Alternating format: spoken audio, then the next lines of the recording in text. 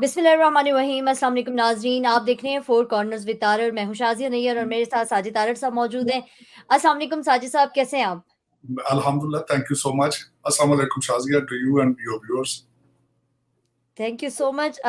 साजिद साहब, काफ़ी मसरूफ़ियात में से टाइम निकाला जाता है, तो आज का हमारा जो प्रोग्राम है उसमें हम लोग पाकिस्तान के हवाले से ज़्यादा बात करना चाहेंगे। पाकिस्तान में आपको पता है कि सियासी गर्मा-गर्मी अपने अरूज पर होती है और पिछले कुछ 1 साल से हम लोग देख रहे हैं कि मुख्तलिफ जमातों की हुकूमत यहाँ पर मौजूद है। इमरान खान साहब के जिस तरह से केसेस चल रहे हैं, जिस तरह से उनको ज़मानतें मिल रही हैं, तो सबसे पहले आर्मी चीफ के हवाले से मैं बात करना चाहूँगी। उन्होंने अभी हाल ही में तकरीर की है जिसमें उन्होंने कहा है कि पाकिस्तान को तरक्की करने से कोई नहीं रोक सकता और पाकिस्तान की मुआशी हालत को बेहतर बनाने के लिए हर तरह का ताउन किया जाएगा। मैं चाहूँगी उनकी तकरीर के हवाले से आप थोड़ी रोशनी डालिए कि आप इस तकरीर को किस नज़र से देखते हैं? शाज़िया, देखिए, हमारे आर्मी चीफ साहब के हवाले से कई लोग जो मुसलसल प्रोपेगेंडा करते थे, शायद वो स्पीचेस नहीं दे सकते, शायद वो पब्लिक को फेस नहीं कर सकते या उनको तकरीर करने की आदत नहीं है, तो उन्होंने कल उन चीजों को सबको जो है वो बेईमानी कर दिया है। कल उन्होंने इस्लामाबाद में एक जो एग्रीकल्चर रिलेटेड जो था उसके उसके हवाले से एक सेमिनार था, उसमें उन्होंने तकरीर की और मैं समझता हूं कि जो एक्सपेक्ट मैं जो करता था उनसे तकरीर बिल्कुल उन्होंने उसी तनाजर से की है। उन्होंने 7 कुरानी आयात के हवाले दिए और बिलखसूस उन्होंने एक जो तबका जो मुसलसल एक प्रोपेगेंडा कर रहा है कि वही पाकिस्तान का हल है, हालांकि उन्होंने 3.5 साल के अंदर जिस तरीके से करप्शन की और जिस तरीके से उन्होंने पाकिस्तान को गवर्न किया, मैं समझता हूँ उसकी पाकिस्तान की तारीख में कोई गुंजाइश मौजूद, उसकी कोई नजीर नहीं मिलती।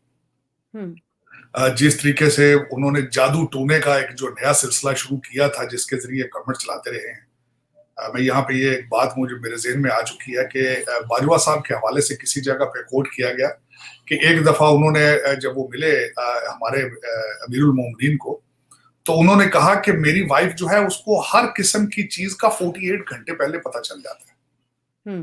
ये बाजवा साहब बस शॉक थे कि ये क्या, उनके लिए it was very hard news to digest. ये किसी ने अपने आर्टिकल में लिखी है। तो पहले पाकिस्तान 3.5-4 साल इसी तरह चलता रहा। मेरा मकसद है कि वो अजीब किस्म के, मुझे ख्वाब में आया है कि ओन चौधरी बहुत खतरनाक आदमी है तो उसको फौरन फारग कर दिया गया। इस तरह के जो ख्वाब देखे जाते थे, टूने किए जाते थे, उस तरह पाकिस्तान चलता रहा है।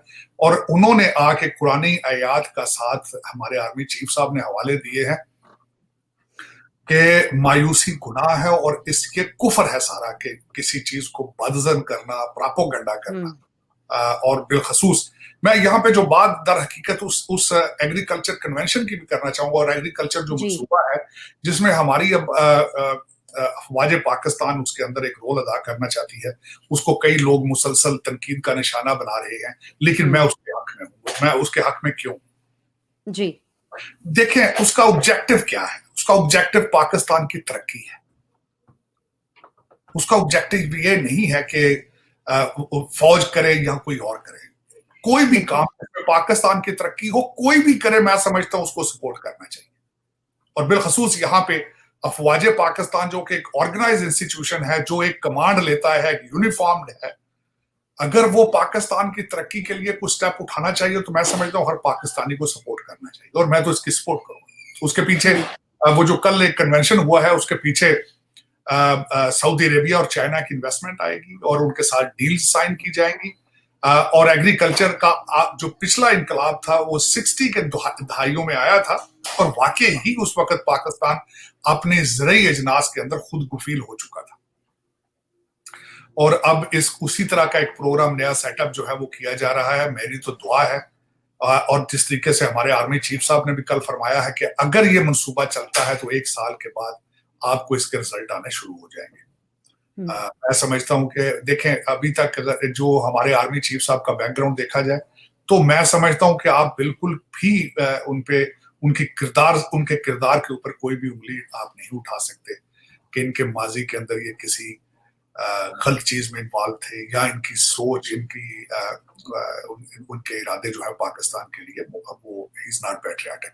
तो मैं तो उसको सपोर्ट करूंगा उन चीजों को, लेकिन इस वक्त अफवाहों का बाजार गर्म है। एक हमारे जो गलत ट्रेंड है, मैं उनको सहाफी नहीं कहूंगा, जो पीटीआई के वर्कर जो भागकर इस वक्त बाहर बैठे हैं, उनमें से एक जो है वॉशिंगटन डीसी एरिया में से थे, उन्होंने अगले दिन एक बड़ा गलत किस्म का आर्मी चीफ साहब के हवाले से एक अफवाह उड़ाने की कोशिश की, जिसको मैं कंडेम करूंगा। उसके बारे में पाकिस्तान के अंदर भी अफवाहें मौजूद हैं, और जिस तरह मैंने आपको बताया कि इस वक्त पाकिस्तान के अंदर अगर देखा जाए तो सिर्फ एक मसला है शाजिया, वो रूलिंग एलीट के जो दो ग्रुप हैं उनका आपस में झगड़ा है।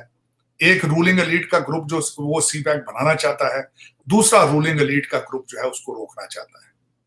उसके उसके पीछे और उसका मैं यहाँ पे एक और बात शायद हमने पिछले अपने उसमें नहीं की थी कि आईएमएफ का एक ग्रुप है जो कि हमारे 70 साल टीनेजर जो है उनसे जाके मिला, और उसके मुझे किसी ने उसके बारे में पूछा था कि भाई आपके ख्याल में आईएमएफ को क्या जरूरत पड़ी थी जाके एक सियासी और मजहबी लीडर को मिलने की क्या जरूरत थी? उसका मैंने एक फिक्रे में जवाब दिया था। वो जवाब ये था शाजिया के सी पैक को 3.5 या 4 साल किस तरीके से रोक दिया गया, खत्म कर दिया गया, और किसने किया है ये अमेरिका को भी पता है, आईएमएफ को भी पता है। तो वो ये समझते हैं कि शायद यही 70 साल टीनेजर जो है हमारा सी पैक को रोकने के लिए हमारा अलाकार यही बनेगा, तो उसके लिए जाके वो मिले हैं।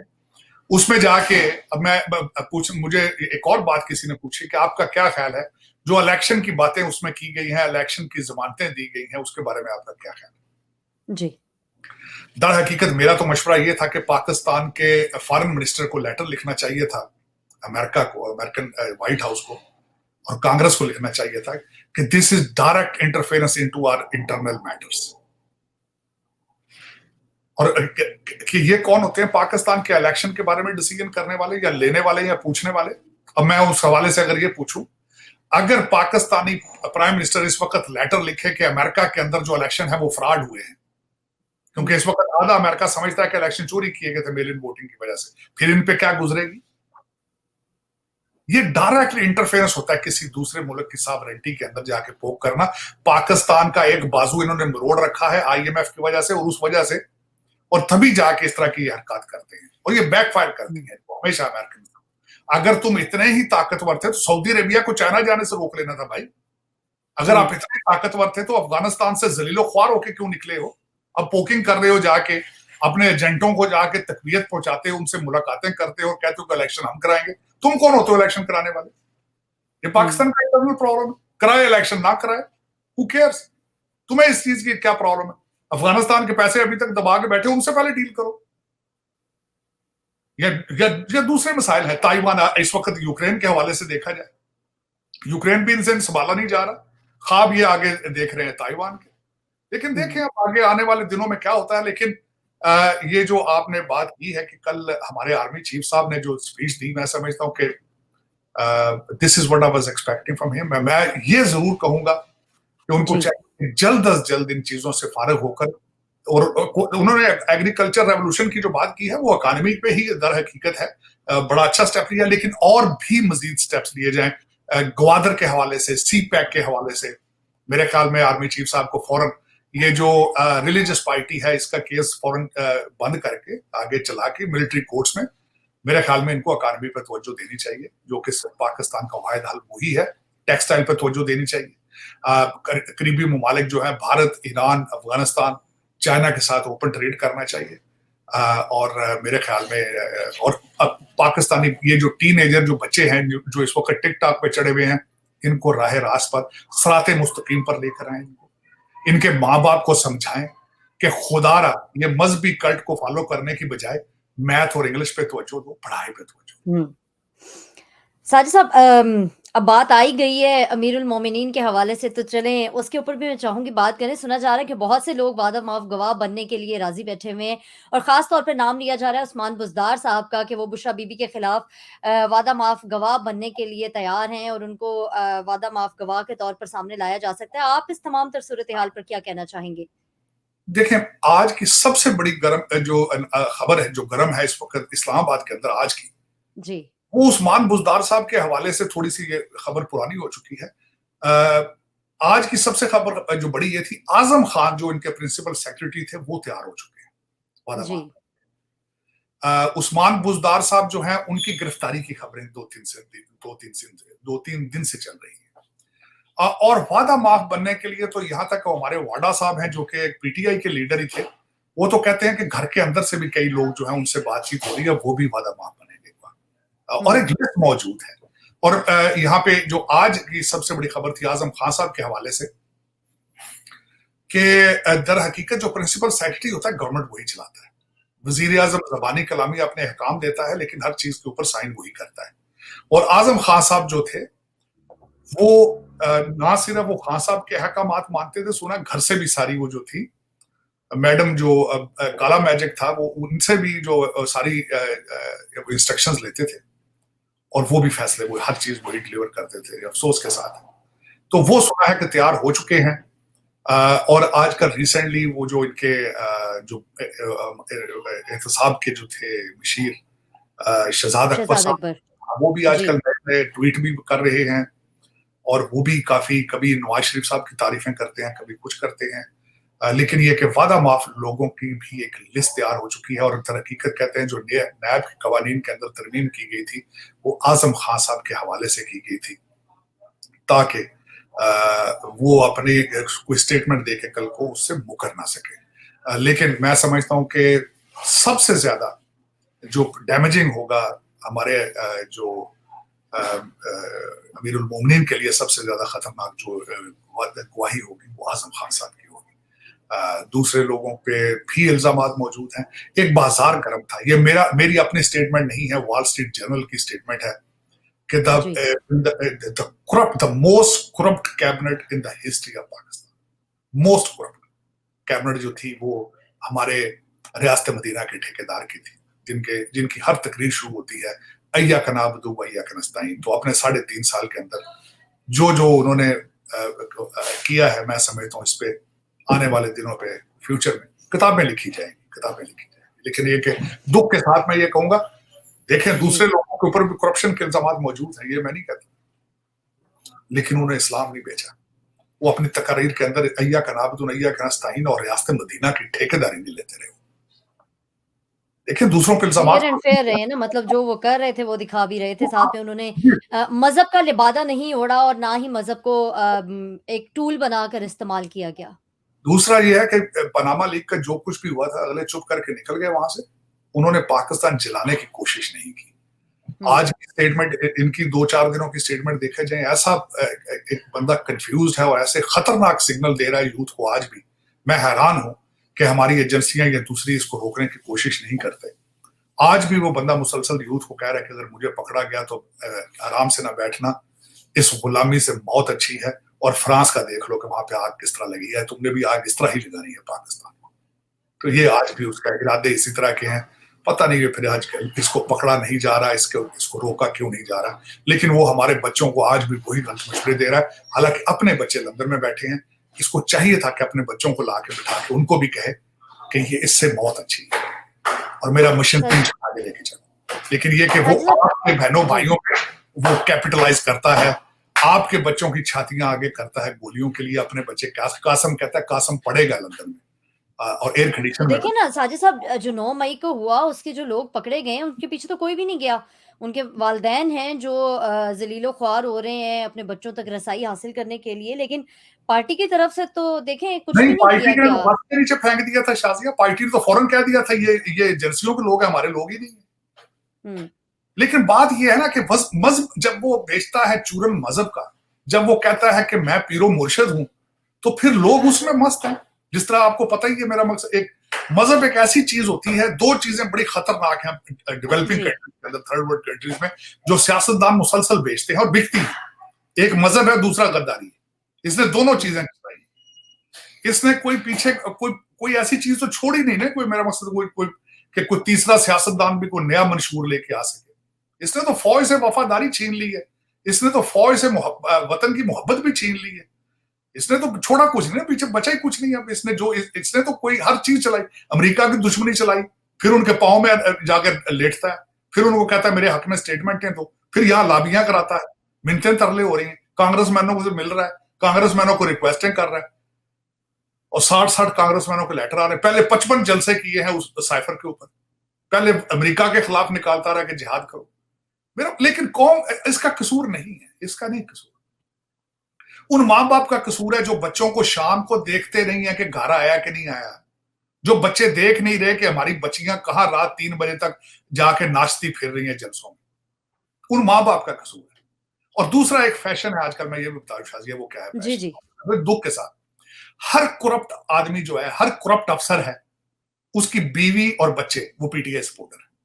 और वो उनके जहन में ये डाल दिया गया है कि तुम आओ, ये इबादत है, बाप तुम्हारा रिश्वत ले रहा है, वो सारा काम कर रहा है, यहां आओगे वो सारे गुनाह साफ हो जाए। मैं कई करप्ट अफसरों को जानता हूं पर्सनली, जिनकी बीवियां सारा दिन पीटीआई का प्रचार करती हैं, सारा दिन, और बच्चे भी इस तरह पीटीआई साजिद पीटीआई। साहब, अब तो ये भी देखने में आता है कि एक ही घर में 2-2 3-3 पार्टियों के लोग बैठे हुए हैं और आपस में उनकी जो है वो क्लैश, मतलब उनके घर का माहौल खराब हो चुका है कि अगर शौहर पीएमएलएन के साथ है या पीपल्स पार्टी के साथ है, तो उसकी बीवी और बच्चे जो हैं वो पीटीआई के साथ है, तो आपस में भी उनके जो रिलेशनशिप है वो भी काफ़ी खराब हो रहे हैं इस पार्टीबाज़ी की वजह से। और दुख की बात यह है कि पाकिस्तान के साथ कोई नहीं है, इनके साथ है, पाकिस्तान के साथ कोई नहीं। इन्होंने बड़ी खूबसूरत, यहाँ बड़ी अच्छी कैंपेन चलाई है, ये डॉक्टर जो 1800 2000 डॉक्टर हैं, फ्रेंड्स ऑफ इमरान खान, जी। इन्होंने बड़ी अच्छी इन्होंने यहाँ पे कैंपेन चलाई, लॉबी की है। 66 कांग्रेसमैन उनसे लेटर लिखवाए हैं, सारा कुछ किया। हुँ। मेरा ये दुख है कि आज तक इन्होंने पाकिस्तान के लिए लॉबी क्यों नहीं की। साजिद साहब, चाइना की जानिब से पाकिस्तान पे जी। बात करने से पाकिस्तान के मसाइल के ऊपर इनकी क्यों इनकी जुबान बंद हो जाती है। इनकी वफादारियां पाकिस्तान के लिए क्यों नहीं है, इनकी वफादारियां एक फर्द वाहिद के लिए क्यों है, एक मजहबी कल्ट के लिए इनकी वफादारियां क्यों है, मादरे मिल्लत के लिए इनकी वफादारियां क्यों नहीं है। ये 66 कांग्रेसमैन लेकर पहले इकट्ठे क्यों नहीं हुए पाकिस्तान के लिए? जब पाकिस्तान को F-16 नहीं मिल रहे थे उस वक्त क्यों नहीं निकले? जब पाकिस्तान टूट रहा था तब क्यों नहीं निकले? आज ये इकट्ठे हो गए। मैं इनको मोहब्बे वेतन नहीं कहूंगा। ये एक मुर्शद के सारे उसको फॉलो करने वाले, ये सारे उसके मुरीद हैं एक मुर्शद के, और ज़हनी तौर पर बीमार है। ये बीमारी होती है, अंधा एतकाद करना कि ये मुर्शद गलती कर ही नहीं सकता। ये इसको कहते हैं अंधा एतकाद। हमारे कई ऐसे मुर्शदीन हैं जो लड़के देते हैं और 500 लड़कियों को रेप करते हैं, उनकी वीडियोस मौजूद हैं, लेकिन लोग उन पे भी अंधा एतकाद करते हैं, कहते नहीं ये लड़कियां झूठ बोल रही हैं, चाहे वीडियो भी साथ पड़ी है उसकी। बिल्कुल है सर। ये ज़हनी बीमारी है शाजिया, मैं समझता हूँ ये ज़हनी बीमारी है। और इसमें कई हमारे डॉक्टर, और मैंने आपको बताया ना कि जितने करप्ट अफसर हैं उनकी बीवियां और बच्चे पीटीआई के सपोर्टर हैं। चलो देखिए, साजिद यही साहब, चाइना की जानिब से इंतखाबात जी। एक लास्ट चीज ये कहना चाह रहा था कि जी। हमारे एक जर्नलिस्ट हैं जावेद चौधरी साहब, वो तो बड़े अरसे से कहते थे इमरान खान का हल इमरान खान ही है, इसको 6 महीने के लिए वजीर आजम बना देंगे, तबाह ना करके पाकिस्तान को फिर निकल जाए तो जो मर्जी कर लें आप। क्योंकि पहले 3.5 साल में क्या किया इसने, कोई डिलीवर किया उसने? कोई एक मेजर प्रोजेक्ट बता दें जो चल रहा हो आज भी, या जो ये रुक गया हो या तकमील पे पहुंचा हो, कोई बता दें। सबसे बड़ा कारनामा इसका यह है कि इसने सीपैक को रोका था, और अमेरिका जब भी इसका साथ देगा सिर्फ उसी वजह से देगा, और दे रहा है वो। साजिद साहब, इंतखाबात के हवाले से चाइना की एडवाइस जो है उसके ऊपर आप क्या कहना चाहेंगे? देखिए चाइना का, मेरी नजर में, मैं काफी आर्टिकल इसमें पढ़ा और मैं चाइनीज मीडिया को भी देखता हूँ, ये एडवाइस ये थी कि पाकिस्तान को पहले स्टेबिलिटी की तरफ लाया जाए, इकोनॉमिक स्टेबिलिटी की तरफ, और दूसरा उनको एक खदशात मौजूद है कि जिस तरीके से उनके साथ खिलवाड़ किया गया है सीपैक के हवाले से, उनको खदशात मौजूद हैं कि दोबारा इलेक्शन कराकर ये किसी मजीद बड़े गड़े में ना गिर जाए और उनकी इन्वेस्टमेंट वहीं की वहीं रुक जाए, सीपैक पे फिर तबाही हो जाए, और या ऐसे कोई एलिमेंट ना आगे आ जाए जो सीपैक के खिलाफ हो और वो आके पाकिस्तान को फिर पाकिस्तान की, इस वक्त पाकिस्तान की पॉलिटिकल स्टेबिलिटी से ज्यादा इकोनॉमिक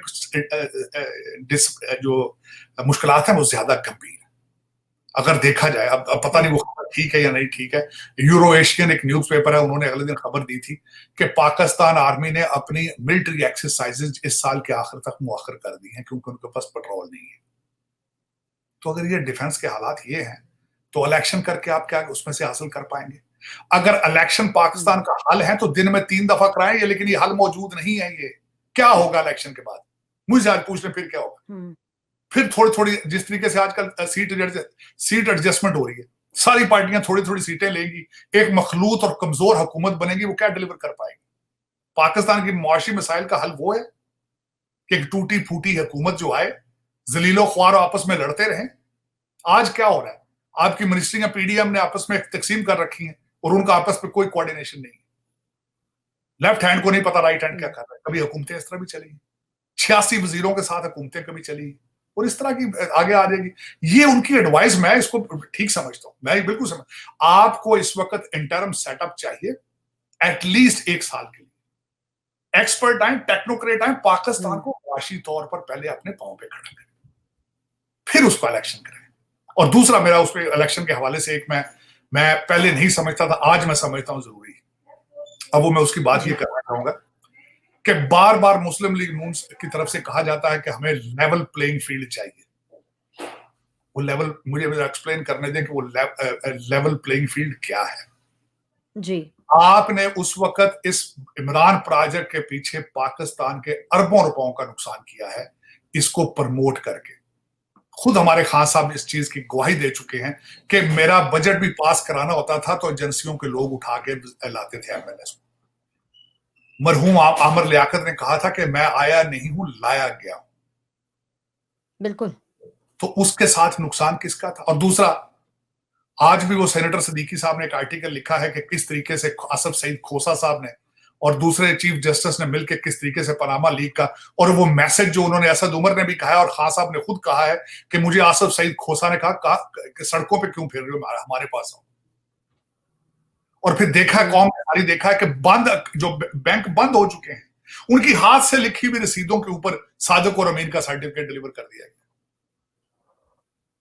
तो जब एक आदमी को सादिक और अमीन बनाने के लिए सारी एजेंसियों ने मिलकर काम किया है और एक पार्टी को तबाह करने के लिए काम किया है, उसको लेवल प्लेइंग फील्ड तो करके दें उसको पहले। बल्कि मैं आगे चल के आपके साथ बात करना चाहूंगा कि इस वक्त दुबई के अंदर जो मीटिंग्स हो रही हैं वो क्या हो रही हैं, चाहे मैं उस पर प्रोज एंड कॉन्स हैं उसके मेरे अपने मेरे ख्यालात हैं कि क्या ठीक हो रहा है क्या गलत हो रहा है, लेकिन ये बहुत जरूरी है कि उनको लेवल प्लेइंग फील्ड दिया जाए। साजिद साहब, अगला वज़ीर आज़म आप किसको बनता हुआ देख रहे हैं? क्या इस वक़्त नज़र आ रहा है? और ये भी बताइएगा कि क्या इमरान खान साहब का दोबारा वज़ीर आज़म बनने का भी चांस मौजूद है या नहीं? देखिए, पहले तो मैं इमरान खान साहब का बता दूं, अल्लाह ना ही करे कि वो दोबारा वजीर आजम बने, क्योंकि वो अब सुना काले बकरे नहीं मिल रहे, तो 19 किलो उन्होंने 19 मन काली सुरख मिर्चें जला दी। और जिस तरीके से पहले गोगियों का दौर था, बुजदार का दौर था, मुझे आज तक स्ट्रॉन्ग तरीन पीटीआई का सपोर्टर मुझे कन्विंस नहीं कर सका कि उस्मान बुजदार को मुल्क के सबसे ताकतवर सूबे का वजीर आजम बनाने का की वजह क्या थी, मुझे आज तक नहीं कन्विंस कर सकता। मैं जब भी ये सामने उनके रखता हूं, वो फौरन वहां से भाग जाता है जो डिस्कस करने वाला होता है, पीटीआई को सपोर्ट करने वाला। अल्लाह ना करे कि पाकिस्तान पे दोबारा इस तरह का अजाब नाज़िल हो। एक तो मैं उस पर जवाब देना चाह रहा था। दूसरा ये मैं कहूंगा कि इस वक्त जितने मुंह उतनी बातें। कभी कहते हैं नजम सेठी साहब वजीर आजम बनेंगे, कभी कहते हैं कि जो मुझे सबसे ज्यादा एतराज जिन लोगों पे है जी, ये सुना जा रहा है कि आईएमएफ के 2 मुलाजमीन जो है उनको भी वो भी लाइन में है। हफीज शेख साहब के बारे में भी बात आई है कि वो भी हो सकता है वजीर आजम बन गए। साथ बाकर साहब हैं जो स्टेट बैंक के चेयरमैन थे, उनके बारे में भी बात आई है कि शायद वो दोबारा फाइनेंस मिनिस्टर बन जाए। मैं उस पर एतराज है कि वो आपके साथ लॉयल नहीं है। They are foreign citizens working for the foreign companies, और उनका वो तो उर्दू भी नहीं बोलते पूरे तरीके से, वो तो पूरे, मेरा मकसद वो दे आर अमेरिकन। उनको पाकिस्तान के साथ कोई नहीं है कि पाकिस्तान मरे डूबे किधर जाए, वो आईएमएफ को सर्व करेंगे, वो अमेरिकन इंटरेस्ट को सर्व करेंगे। अगर वो आपकी मर्जी है, जो मर्जी है वो करें, लेकिन खुदा रहा कुछ, अगर मैं, मेरी ये हम्बल रिक्वेस्ट है जो मैं मिलते कर करके मर जाता हूँ, खुदारा को पाकिस्तानी लीडर बंदे किसी को बनाए, पाकिस्तानी जिसका मरना जीना पाकिस्तान में हो। मुझे दुख होगा किसी ऐसे आदमी को वजीर आज़म बनाया गया जिसके बच्चे और सबके उसका सारा कुछ लेना देना लंदन में, टोरंटो में या अमेरिका में हो। पाकिस्तान के लिए क्या करेगा, क्यों करेगा, वो करेगा भी क्यों? तो ये मेरी ख्वाहिश जरूर है, जिसको मर्जी बनाए, मेरा तो उसमें कोई पर्सनल इंटरेस्ट नहीं है। किरदार देखिए उसका किरदार क्या है, वो क्या करने की कैपेसिटी रखता है, ये जरूर किया जाए। कोई क्राइटेरिया तो हो कि वज़ीर आज़म जिसको बनना है उसका क्राइटेरिया तो कोई वो किया जाए कि इस क्राइटेरिया पे अगर पूरा उतरता है तो वो प्राइम मिनिस्टर बनने के लायक है, अहल है। लेकिन इस वक्त वो कहते हैं ना कि जितने में मुंह उतनी बातें, को 1000 बंदा प्राइम मिनिस्टर बनने के लिए इस वक्त लाइनों में सुना लगा पड़ा, तो 500-600 जो है चीफ मिनिस्टर पंजाब के बनने के लिए फिर रहे हैं। आज की मैं एंड पे जाके बात बताता हूँ कि दूसरे सूबों के अंदर क्या हो रहा है। लेकिन अफसोस की बात है, जो कुछ भी हो रहा है, वजीर आजम जो मुझे एतराज है कि कोशिश करें जो बंदा जो भी बने वो पाकिस्तानी, और उसका पाकिस्तान में ही सारे अकाउंट हो, बच्चे भी उसके पाकिस्तान, ये क्राइटेरिया बल्कि परमानेंट ये बना दें कि हम सिर्फ उस बंदे को इन चीजों पे लेकर आएंगे जिसके बच्चे पाकिस्तान में हो, जिसके कोई फैमिली मेंबर डुअल सिटीजन ना हो, और उसकी सारी फैमिली का नाम ईसीएल लिस्ट में डाला जाए। ये ना हो कि वो हर हफ्ते थैले भर के डाल रहा हूँ, कि जिस तरह पहले हमारे एक चीफ मिनिस्टर साहब का बच्चा जहाज लेके उड़ा था, नोटों के बोरियां भर के डालरों की उड़ गया था लाहौर से, और अब वो बेचारे, मेरा मकसद अब वो उसने बड़ी प्रॉपर्टी खरीदी स्पेन में, बहुत लंबी चौड़ी, सारी दुनिया जानती है, सारी एजेंसियां जानती हैं, हर पाकिस्तानी शख्स जानता है कि किस तरीके से लूटा है उस फैमिली ने सारी ने मिलकर पाकिस्तान के। लेकिन अफसोस है, कहते जाने ना जाने गुल ही ना जाने, बाग तो सारा जाने हैं, जानते हैं वो कहते पता नहीं तो सिर्फ एजेंसियों को ही नहीं पता, बाकी सब लोगों को पता। सर साहब, मौलाना फजलुर रहमान की नाराजगी के हवाले से आप क्या कहेंगे? क्या इससे पीडीएम को नुकसान पहुंचेगा? क्या उनके मुतालबात क्या हैं? मैं सबसे पहले तो मौलाना फजलुर रहमान साहब का बताना चाहूंगा कि उनकी खसूसियात क्या है। जी। पीडीएम में वाहिद मौलाना फजलुर रहमान साहब एक ऐसे शख्स हैं जो लोगों को इकट्ठा कर सकते हैं। ना पीएस पार्टी के पास सलाहियत है लोग इकट्ठा करने की, ना नून लीग के पास है, और उसकी एक वजह है, क्योंकि मौलाना साहब ने मदरसों के ऊपर इन्वेस्टमेंट की है। उन्होंने मदरसे इस तरह बनाए जिस तरह फैक्ट्रियां बनाई जाती हैं, और वो जब उनकी सबसे बड़ी स्ट्रेंथ ही है, वो उन्हीं बच्चों को उठाते हैं। सुबह सराद के अंदर हमारे जो पठान भाई हैं उनका रवाज है, सबके 8-8 10-10 बच्चे होते हैं, वो मदरसों में डाल आते हैं, तो वो फिर वहां पे उनको खाना भी देते हैं, और उनको मौलवी भी तैयार कर देते हैं बिल्कुल उसको उसी टाइप, और अपनी अपनी मर्जी के हिसाब से उनको इस्लाम सिखाते हैं जो उनको पसंद हो। तो आपने देखा होगा कि जो मौलाना साहब हैं वो फौरन एक दिन के नोटिस पर लाखों लोगों को लेकर सड़कों पे आ जाने की सलाहियत रखते हैं। एक तो उनकी सलाहियत, उनकी सिर्फ खूबी यही है, और दूसरी खूबी कोई नहीं है उनकी, देखा जाए। अगर मैं उसके खूबी के लिहाज से बताना चाहूंगा कि इस वक्त सुना है सूबा सराद के अंदर करप्शन का बाजार गर्म है, और आप हैरान हो जाएंगे कि वो करप्शन का बाजार कहां से गर्म है। ये इल्जामात है, मैं इस पे अभी मैं ये नहीं कहूंगा कि मैं ये कह रहा हूं, इल्जामात हैं, खबरें हैं, ये रूमर्स हैं। वो सुना है कि वहां पे गवर्नर जो है वो इसी पार्टी के इनका रिश्तेदार है। अब मैं आना चाहता हूं कि झगड़ा किस बात का है। जी। 3-4 मुतालबे हैं उनके। 3-4 मुतालबों में से एक तो उन्होंने बहाना ये बनाया गया है कि मैं सदर था पीडीएम का, मैं सबसे बड़ा एक प्लेयर हूं, और जब दुबई गए हैं तो ये मुझे एतमाद में नहीं लिया गया, वहां पे नवाज शरीफ और आसिफ जरदारी की मुलाकात हो गई आपस में। यहाँ पे ये भी बताऊंगा कि वहां पे बातें क्या होती रही। अब जी।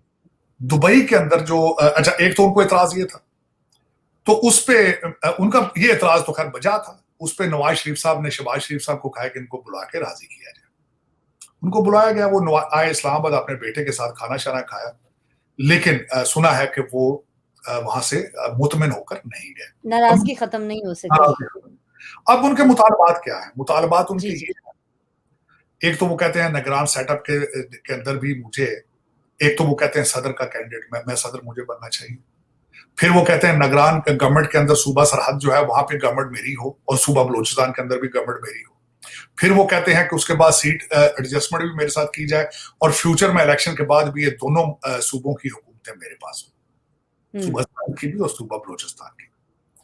अब ये सारी चीजें जो है उन्होंने आगे रख दी हैं, जिसपे एतराज है आसिफ जरदारी साहब को भी, और सुना है कि एस्टेब्लिशमेंट भी इस चीज के हक में नहीं है कि इनको सदर बनाया जाए। उसकी वजह यह है, जो सदर होता है वो आपका आर्मी का हेड भी होता है, और इनके जो रिलेशनशिप विद तालिबान और इनका जो वो बैकग्राउंड है, उसकी वजह से सुना है कि establishment is not feeling comfortable. और लेकिन ये उनका एतराज बिल्कुल ठीक था, वो अपने मुतालबात लेकर आए हैं। अब देखें कि वो कहां तक जाते हैं, इलेक्शन होते हैं नहीं होते हैं, और इलेक्शन मेरा मकसद इलेक्शनों के बाद क्या होगा, पहले क्या होगा।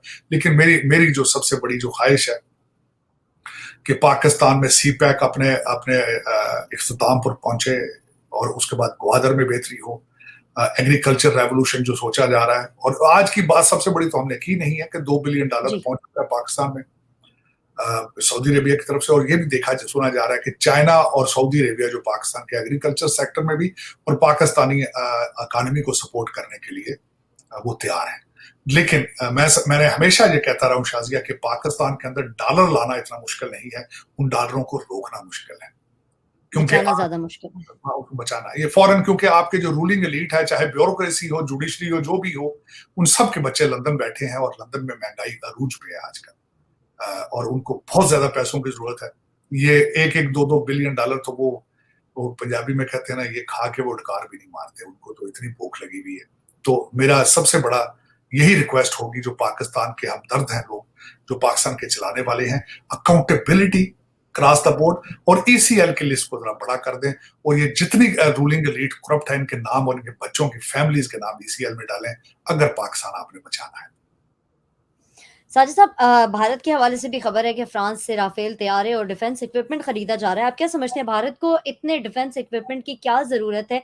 कौन सी यहाँ पर बहुत इमरजेंसी हो चुकी है कि पहले हम ये सुनते आए थे कि जो खित्ते का तवाज़ुन है वो बरकरार नहीं रहता है जब आप बहुत ज़्यादा डिफेंस इक्विपमेंट खरीदते हैं या कोई इस तरह के तैयारे खरीदे जाते हैं, तो उसके ऊपर काफ़ी शोर-शराबा भी होता था।